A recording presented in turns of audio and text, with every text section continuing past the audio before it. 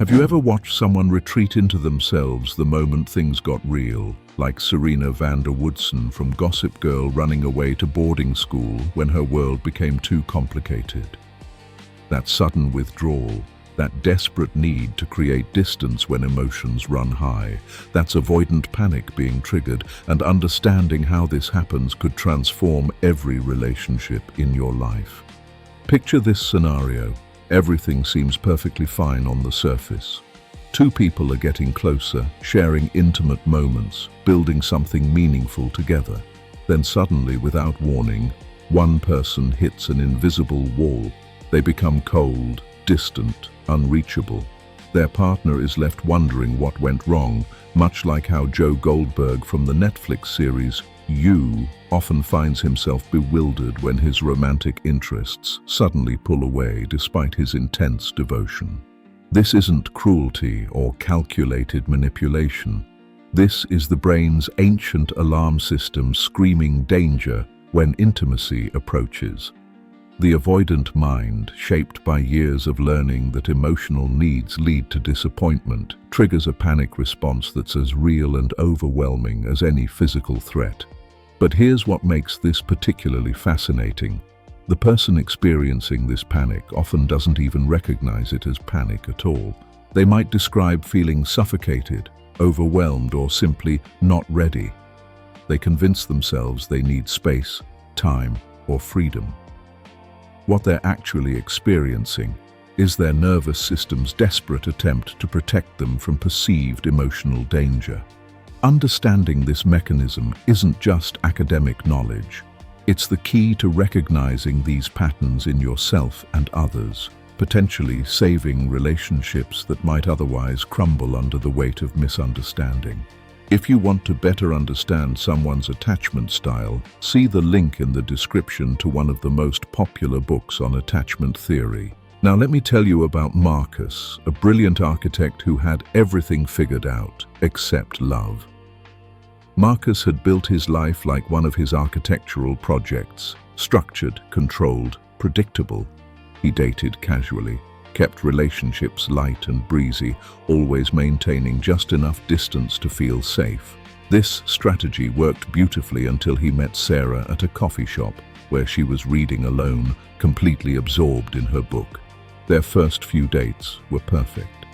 Marcus felt comfortable because Sarah didn't push for more than he was willing to give. She seemed content with their casual dinner dates and weekend hiking trips. But then something shifted. Sarah started leaving her toothbrush at his place. She began talking about weekend trips they could take together, mentioning friends she wanted him to meet. Small things, normal relationship progression.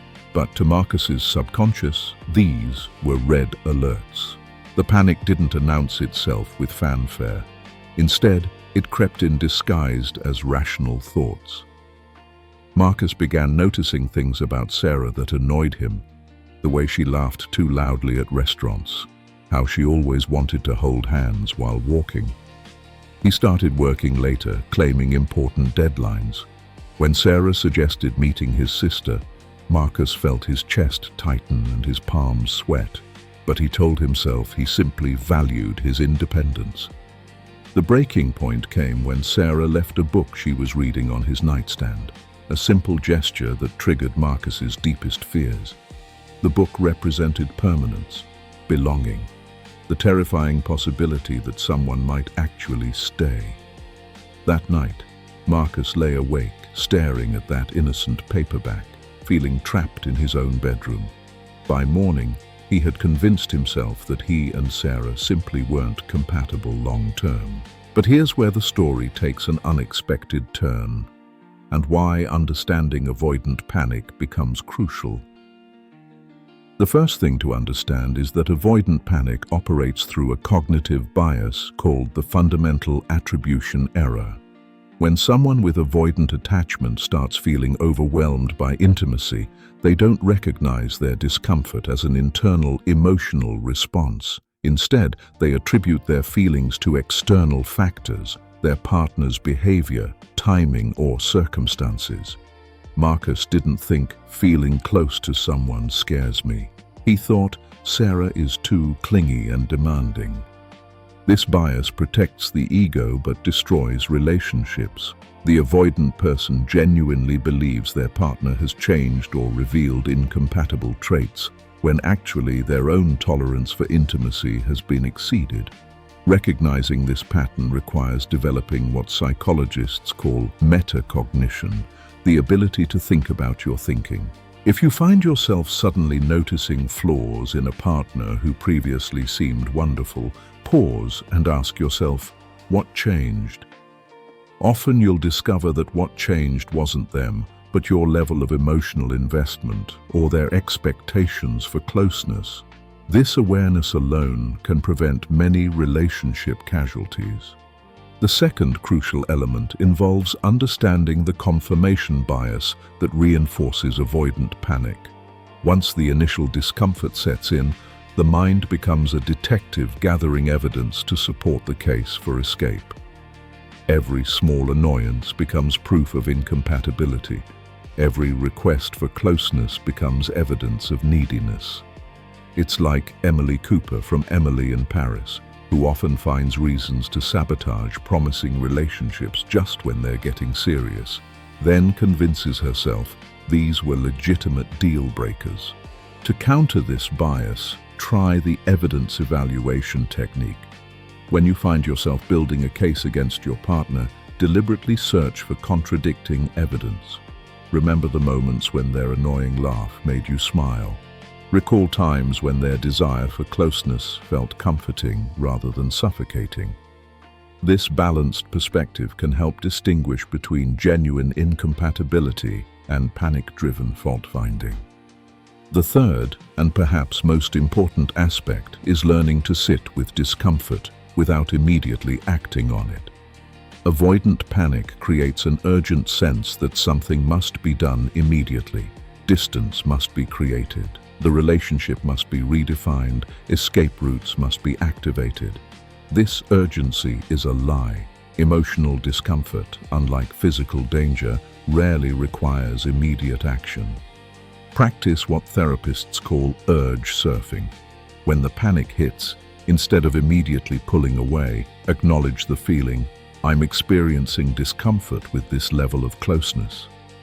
Then commit to sitting with that feeling for a specific period, maybe 24 hours, maybe a week, before making any relationship decisions. Often, the intensity will decrease significantly once you stop fighting the feeling and simply observe it. Communication becomes your most powerful tool, though it requires vulnerability that feels counterintuitive to the avoidant mind. Instead of creating distance through criticism or withdrawal, try radical honesty. I'm feeling overwhelmed by how close we're getting, and my instinct is to pull away. This isn't about you doing anything wrong, it's about my own discomfort with intimacy. This approach serves two purposes. First, it prevents your partner from internalizing your withdrawal as rejection or punishment. Second, it helps you recognize that your feelings are temporary emotional weather, not permanent relationship verdicts. Most partners respond with understanding and patience when they understand what's really happening, rather than feeling confused and abandoned by unexplained distance. Understanding avoidant panic transforms relationships from mysterious emotional minefields into navigable territory. The panic will likely still come. Attachment styles don't change overnight, but it no longer has to dictate behavior. Marcus eventually learned these techniques, not with Sarah, but with someone new who understood his patterns and helped him work through them rather than around them. The beautiful irony is that the very vulnerability required to manage avoidant panic, admitting fear, asking for patience, staying present with discomfort, actually builds the secure attachment that makes future panic less likely. Each time you choose connection over protection, you prove to your nervous system that intimacy can be safe. Don't let another meaningful relationship slip away because panic disguised itself as incompatibility. Start practicing these techniques today, beginning with simple awareness of your own emotional patterns. The person who could love you best might already be in your life, waiting for you to stop running from the very connection you both desire. Thank you for watching. If you want to learn how to better understand avoidance, relationships, and psychological biases, then subscribe to our channel, because you deserve beautiful relationships.